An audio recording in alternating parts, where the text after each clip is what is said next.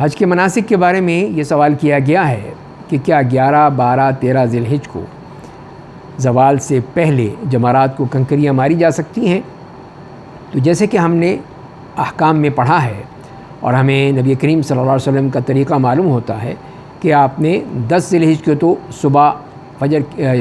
سورج نکلنے کے بعد کنکریاں ماری تھیں، لیکن باقی 3 دنوں میں آپ نے زوال کے بعد،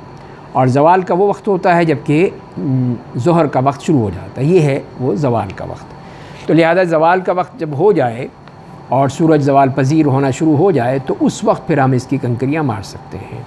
تو لہذا سنت طریقہ یہی ہے کہ زوال کے بعد کنکریاں ماری جائیں، زوال سے پہلے نہ ماری جائیں، اس لیے کہ نبی کریم صلی اللہ علیہ وسلم نے اس بارے میں کسی کو اجازت نہیں دی، اور نہ ہی ایسی کوئی فتویٰ ہے یا اس قسم کا کوئی حکم جاری کیا گیا ہے جیسے کہ بعض لوگ کہتے ہیں کہ سعودی عرب کے علماء نے یا وہاں کی وزارت نے اس کے بارے میں فتویٰ دیا ہے، اجازت دی ہے، ایسی بات نہیں ہے۔ تو لہذا جو نبی کریم صلی اللہ علیہ وسلم کی سنت ہے اس کے مطابق ہی حج کرنا چاہیے، اور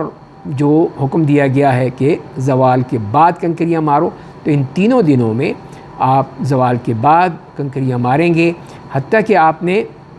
ظہر کی نماز مؤخر کر دی لیکن پہلے کنکریاں مار دی،